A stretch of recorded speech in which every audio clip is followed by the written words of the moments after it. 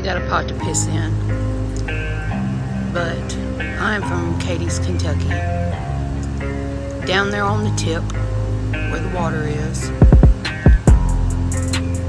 and this hurricane situation going on just brings the memories of the stories my grandparents told me about Golden Pond, Kentucky.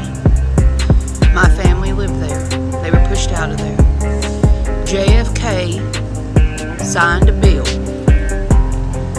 and land grabbed Golden Pond. They wanted the land.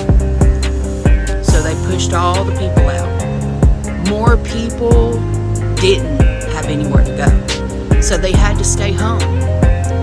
My grandparents told me that when the water had went down a little bit, it was just like Helene. The flooding, and it was just like Helene. Kentucky, on the hill I was raised on, there are still gullies so big that you got to cross. We used to play in the gullies, but the water come at such a force, it split the land. Split it.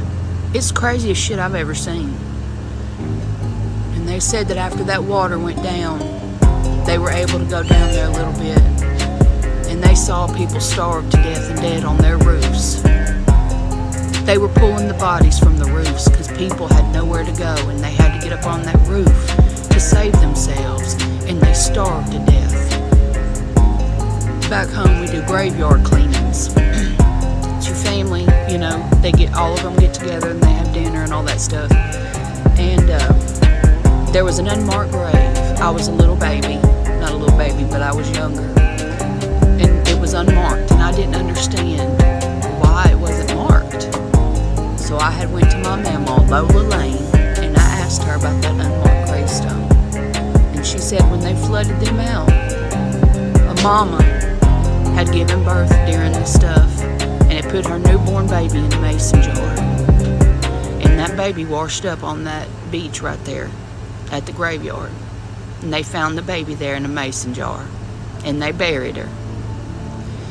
I want to say now they've given her a name and put some stuff on a tombstone for her, but years ago it was just unmarked. But that story about that baby in that mason jar did something to my soul when I was a little kid. And I've always been in the Golden Pond, just wanting to know about it, wanting to hear stories about it. I was so mesmerized at how a president could do that to human beings. Whenever they flooded that water and they made the Kentucky Dam, it split that land. The water did, split it. And that land in between is Cadiz, Kentucky, and they call it the land between the lakes. The woods, the mountains. It's the most beautiful thing you'll ever see. Not a lot of people know about it. It was a long time ago. Most of the time, if you ain't from a town, you ain't gonna know the history of it. But it was a land grab. Them flooding Golden Pond was a land grab. And they got the land because the president signed for it. The TVA, that's who took it over, and they built the dam. My mama still got the book. They made a book, A History of Golden Pond, and my mama still got it. She takes real good care of it. She treats that thing almost like the Bible. But it just seemed, sometimes when you're from places you don't think that there's anywhere else in the world could be as pretty as where you're raised. I was raised on top of Siloam Hill my whole life. My family still owns it. My grandparents saw them loggers come in and they said, and they bought all of it. And I never thought there could be somewhere as pretty until this happened. And watching them mules and them horses walking through them trees. I even messaged my mom. I said, Mom, I never thought there'd be anywhere pretty as where we're from until I saw them mules walking through them hills. And to think that these some bitches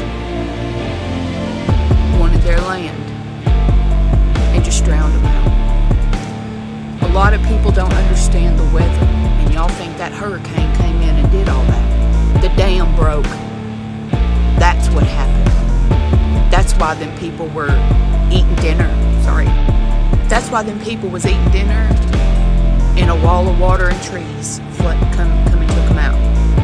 That wall, that big wall of water and debris was because the dam broke.